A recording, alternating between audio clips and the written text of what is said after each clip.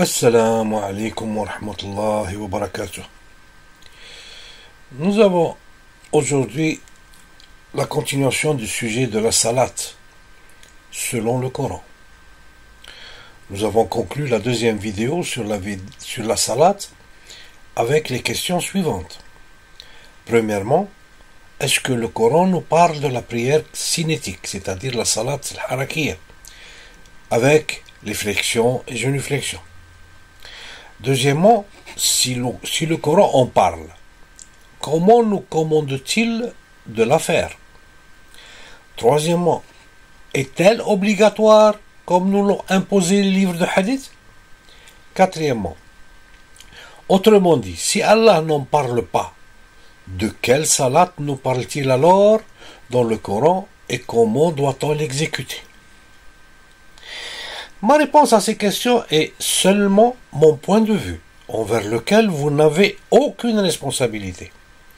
Vous êtes libre de me croire ou de ne pas me croire, car mon point de vue est soumis à l'erreur.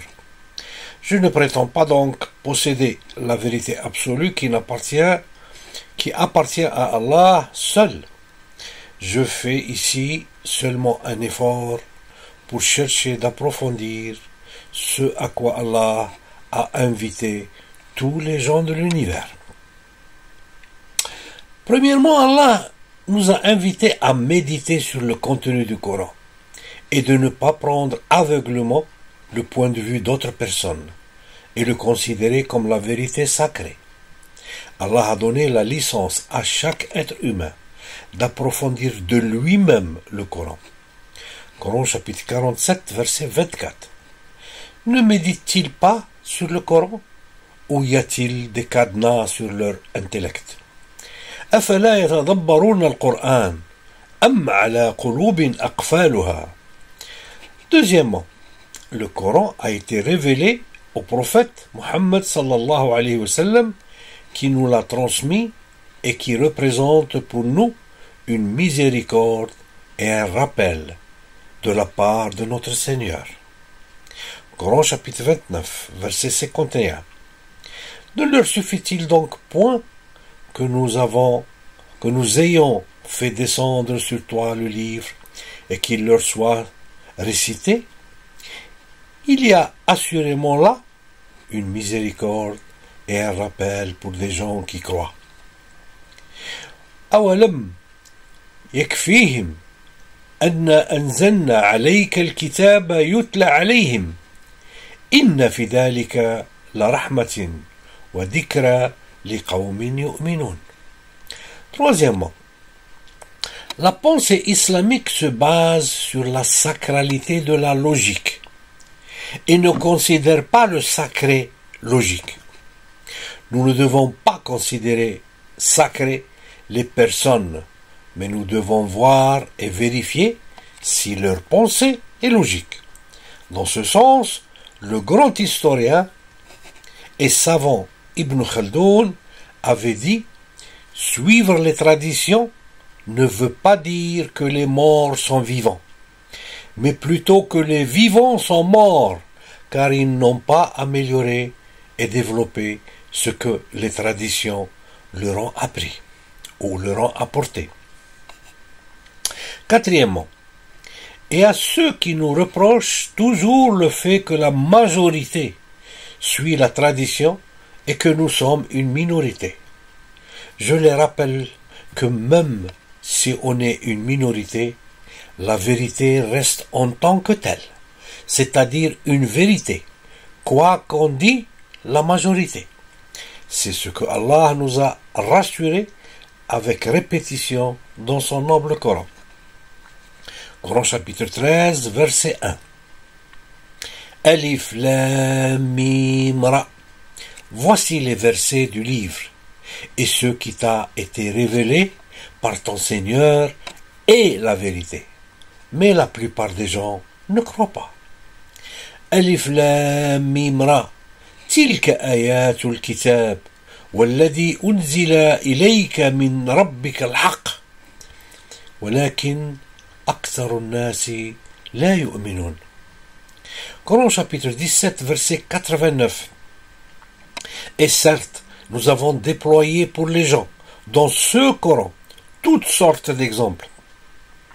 Mais la plupart des gens s'obstinent à être mécréants. وَلَقَدْ صَرَّفْنَا لِلنَّاسِ فِي هَذَا الْقُرْآنِ مِنْ كُلِّ مَثَلٍ فَأَبَى أَكْثَرُ النَّاسِ إِلَّا كَفُورًا. Coran chapitre 39, verset 36.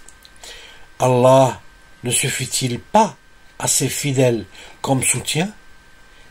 Et ils te font craindre par des gens en dehors de lui. Et quiconque Allah égare n'a point de guide. أليس الله بكاف عبده ويخوفونك بالذين من دونه ومن يضلل الله فما له من هاد. En effet, les gens nous invitent à craindre Al-Bukhari, ou Muslim, ou Al-Shafi'i, ou Malik, ou Ibn Hanbal, ou l'imam Ahmad, ou Ibn Baz, ou Al-Albani, ou Al-Kafi, mais pas Allah, qui est celui qui nous jugera le jour de la résurrection, ainsi que ceux vers lesquels les gens nous invitent. En consultant le Coran de A à Z, nous ne trouvons aucun détail explicite se référant à la prière cinétique. Pour cela, c'est-à-dire la prière Salat al-Harakiya.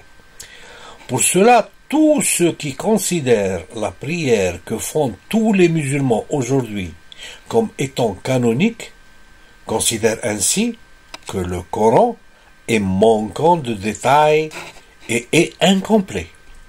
Et pourtant, Allah nous a souligné avec insistance dans le Coran que ce dernier est bien détaillé. Coran chapitre 6, verset 114. Chercherai-je un autre juge qu'Allah, alors que c'est lui qui a fait descendre vers vous ce livre bien détaillé? Ceux auxquels nous avons donné le livre savent qu'il est descendu avec la vérité, venant de ton Seigneur. Ne sois donc point du nombre de ceux qui doutent. أفغير الله أبتغي حكما وهو الذي أنزل إليكم الكتاب مفصلا والذين أتيناهم الكتاب يعلمون أنه منزل من ربك بالحق فلا تكونن من الممترين. Vous trouverez certainement dans les mosquées des hypocrites, des criminels, des voleurs, des menteurs en train de faire la prière cinétique, c'est-à-dire Salat al-Harakiya, devant tout le monde, sans que celle-ci change en eux leur comportement criminel. Ils font la prière cinétique de peur d'être punis par Allah, et à long terme, elle finit par provoquer en eux l'ennui et ne cacherait pas leurs défauts. Par contre, la vraie salat à laquelle nous invite le Coran, soit la salat qui nous met en connexion directe avec Allah, comme si on le voyait, la salat dévotionnelle et communicative avec Allah, celle-ci, elle est en mesure de changer les défauts et rend les individus pieux, charitables, pacifiques et les transforme en des éléments constructifs avec un énorme engagement dans la société humaine. Coran chapitre 17, verset 107. Dis, croyez-y ou n'y croyez pas, ceux à qui la connaissance a été donnée, avant cela, c'est-à-dire avant le Coran, lorsqu'on le leur récite, tombent, prosternés, le menton contre terre, et disent, gloire à notre Seigneur, la promesse de notre Seigneur est assurément accomplie, et ils tombent sur leur menton, pleurant, et cela augmente leur humilité. قل آمنوا به أو لا تؤمنوا إن الذين أوتوا العلم من قبله إذا يتلى عليهم يخرون للأذقان سجدا ويخرون للأذقان يبكون ويزيدهم خشوعا ويقولون سبحان ربنا إن كل وعد ربنا لمفعولا. Ceux qui suivent aveuglément les traditions ne revivifient pas les ancêtres en maintenant leur héritage vivant, mais ils disent plutôt, sans le savoir, que les vivants sont morts parce qu'ils sont improductifs et stagnants dans les erreurs des ancêtres. Vous voici quelques contradictions flagrantes entre les informations que nous donne le Coran sur la salat et celles que nous donne la tradition et que la majorité des musulmans suivent. Premièrement, selon un hadith dit sahih, c'est-à-dire véridique, de Al-Bukhari, c'est le hadith numéro 631, le prophète aurait dit sur la prière cinétique ceci. Nous sommes venus, c'est des jeunes qui sont allés chez le prophète et qui racontent leur visite au prophète et leur séjour chez lui. Nous sommes venus voir le prophète et sommes restés avec lui pendant 20 jours et 20 nuits. Nous étions tous jeunes et à peu près du même âge. Le prophète était très gentil et miséricordieux. Lorsqu'il a réalisé notre désir de retrouver nos familles, c'est-à-dire après un long séjour de 20 jours, ils ont senti le besoin de revoir leur famille. Il a posé des questions sur nos maisons et sur les gens qui y vivaient, et nous le lui avons dit. C'est-à-dire, ils ont raconté comment ils passent leur vie dans leur maison. Puis, il nous a demandé de retourner dans nos familles, de rester avec elles, de leur enseigner la religion et de leur ordonner de faire de bonnes choses. Et il a également mentionné d'autres choses dont je me souviens quelque chose et autre chose j'ai oublié. Le prophète a ensuite ajouté, c'est toujours le récit de ces jeunes, le prophète a ensuite ajouté, priez comme vous m'avez vu prier, et quand vient l'heure de la prière, l'un de vous doit prononcer l'adhan, et le plus âgé d'entre vous doit diriger la prière. Sallu kama ra'aytuni usalli. Qui de nous a vu le prophète faire la prière? Personne. Par contre, nous avons tous vu nos parents et les gens dans les mosquées faire la prière, et alors on a appris de la faire à travers eux. Ils vous diront que les hadiths nous ont été rapportés par les compagnons du prophète. Et quand on leur demande les preuves sur le comment nous ont-ils transmis la façon de faire la prière, nous nous rendons compte qu'ils ne possèdent aucune preuve et que dans les hadiths écrits très tardivement après la mort du prophète, il n'y a même pas c'est-à-dire un hadith qui vous expliquerait avec détail comment faire la salat. Ils préfèrent suivre ce qui a été inventé sur Allah dans les hadiths ou dans la tradition, et ils ignorent ce que Allah nous a transmis avec éloquence dans son livre le Coran, et mettent ainsi en doute les versets d'Allah qui sont clairement explicites. Coran chapitre 16, verset 89. Et le jour où dans chaque communauté nous susciterons parmi eux-mêmes, un témoin contre eux, et nous t'emmènerons, ô Mohammed, comme témoin contre ceux-ci. Et nous avons fait descendre sur toi le livre comme un texte qui explique toutes choses, ainsi qu'un guide, une grâce et une bonne annonce aux musulmans. ويوم نبعث في كل أمة شهيدا عليهم من أنفسهم وجعلنا بك شهيدا على هؤلاء ونزلنا عليك الكتاب تبيانا لكل شيء وهدى ورحمة وبشرى للمسلمين. Allah ne nous a-t-il pas dit clairement dans son noble Coran et sans ambiguïté, Coran chapitre 6, verset 38, nous n'avons rien omis d'écrire dans le livre, puis c'est vers leur Seigneur qu'ils seront ramenés, ما فرطنا في الكتاب من شيء ثم إلى ربهم يحشرون. Allah ment? Allah ment-il quand il nous dit qu'il n'a rien omis de nous dire dans le Coran et que tout ce qu'il voulait avoir de nous, il nous l'a dit? Ment-il quand il nous a dit que dans le Coran, tout nous a été bien détaillé? Coran chapitre 17, verset 12. Nous avons fait de la nuit et du jour 2 signes, et nous avons effacé le signe de la nuit, tandis que nous avons rendu visible le signe du jour, pour que vous recherchiez des grâces de votre Seigneur et que vous sachiez le nombre des années et le calcul du temps. Et nous avons expliqué toutes choses d'une manière bien détaillée. Et nous avons expliqué toutes choses d'une manière bien détaillée. وجعلنا الليل والنهار آيتين فمحونا آية الليل وجعلنا آية النهار مبصرة لتبتغوا فضلا من ربكم ولتعلموا عدد السنين والحساب وكل شيء فصلناه تفصيلا وكل شيء فصلناه تفصيلا.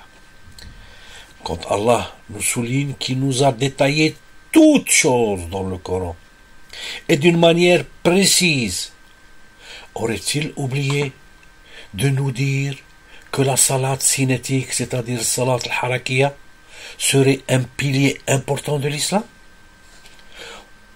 Pourrons-nous dire qu'il nous a tout détaillé s'il ne nous a rien dit sur la salat cinétique, sur la salat al-harakiya? Aurait-il omis de le faire? Si oui, où nous a-t-il prétendu cela? Dans quel verset vous ne trouverez nulle part dans le Coran où Allah nous ordonne de faire la salat cinétique, c'est-à-dire la salat al-harakiya?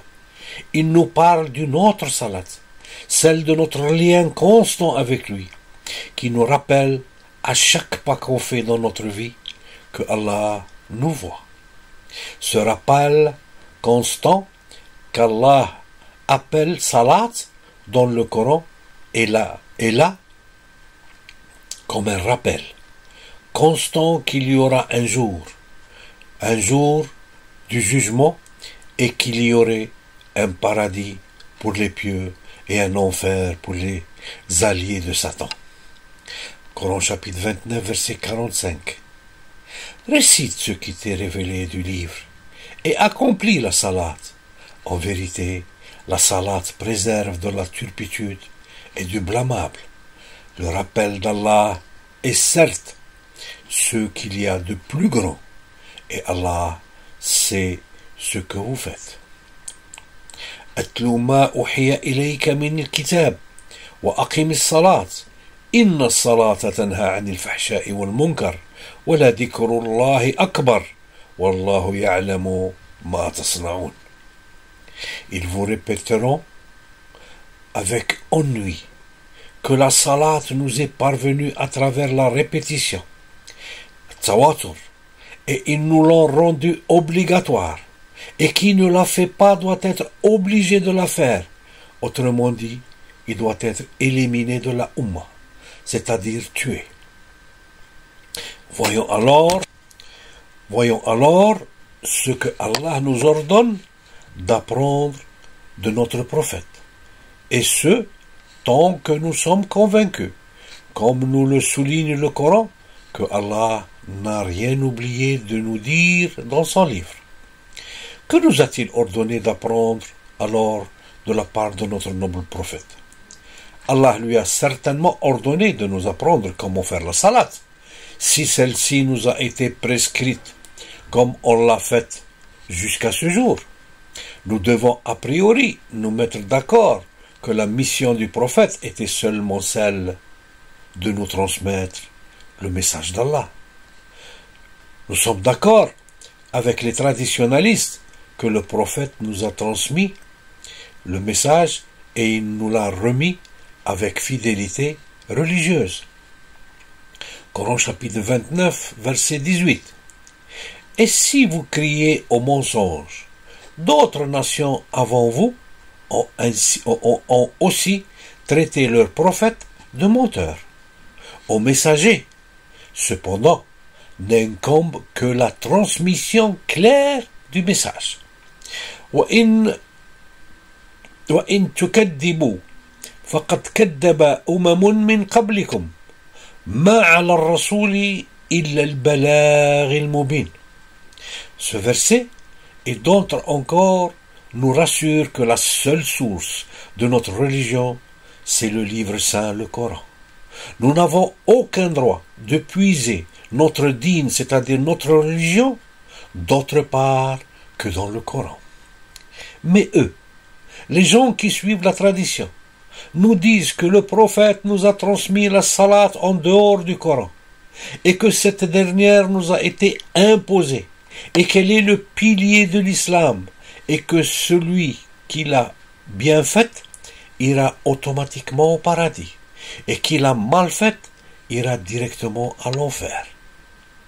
Mais Allah, selon eux bien sûr, aurait omis de nous enseigner la salat dans le Coran et aurait ordonné au prophète de nous l'enseigner en dehors du contenu du Coran. Malgré le manque de logique dans leurs propos, nous continuons avec eux dans la recherche de la vérité sur la salat. Allah, dans le Coran, il nous souligne qu'il nous a expliqué toutes choses d'une manière bien détaillée. Coran chapitre 17, verset 12. Ce verset élimine toute légitimité de dire que seule la salat ne nous a pas été expliquée avec détail dans le Coran. Mais malheureusement pour eux, l'expression « toute chose » élimine toute exception. Allah nous aurait sans doute souligné dans le Coran qu'il aurait laissé au prophète la responsabilité de nous enseigner comment faire la salat. Cherchons alors dans le Coran ce qui a été donné comme mission au prophète de nous enseigner. Coran chapitre 3, verset 64. Allah a très certainement fait une faveur aux croyants lorsqu'il a envoyé chez eux un messager de parmi eux-mêmes qui leur récite ces versets, les purifie et leur enseigne le livre et la sagesse qui est contenue bien sûr dans le livre, bien qu'ils fussent auparavant dans un égarement évident. لقد من الله على المؤمنين إذ بعث فيهم رسولا من أنفسهم يتلو عليهم آياته ويزكيهم ويعلمهم الكتاب والحكمة وإن كانوا من قبل لفي ضلال مبين. Le prophète était donc venu pour nous réciter les versets du Coran et nous enseigner le livre et la sagesse qu'il contient et nous purifier ainsi. Rien d'autre n'incombait au prophète à nous enseigner. C'était seulement l'enseignement du livre, le Coran, et la sagesse contenue dans le Coran. Si l'enseignement de la prière cinétique, c'est-à-dire la salat al-harakiya, incombait aux messagers et aux prophètes, nous aurions dû trouver une trace dans le Coran. Rien ne se trouve dans le Coran à ce sujet. Allah nous parle de salat qui est la connexion assidue avec le rappel d'Allah et ses enseignements, qui nomme comme étant la salat et pas celle dite cinétique ou salat al-harakiya. Les traditionalistes insistent à nous dire que le prophète lui-même avait appris la salat de notre ancêtre Ibrahim.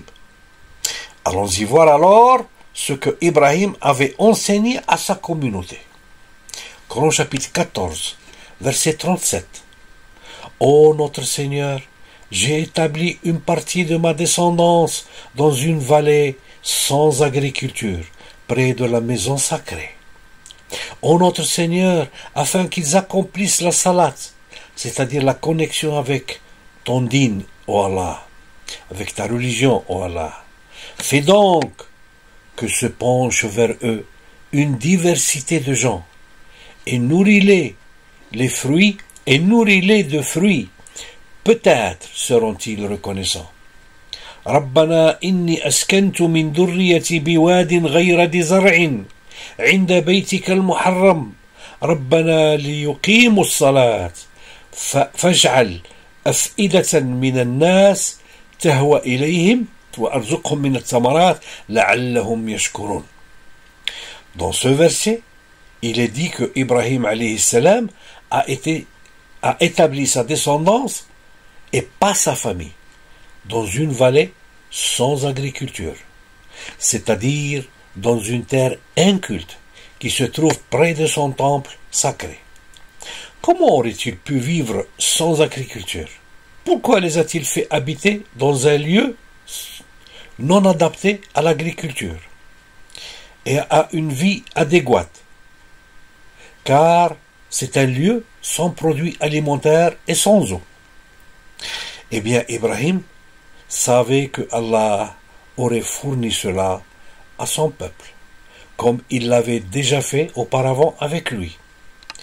Mais pourquoi alors les a-t-il placés dans ces conditions, dans un lieu qui n'est pas adaptable à être une mosquée ou un lieu de prière cinétique?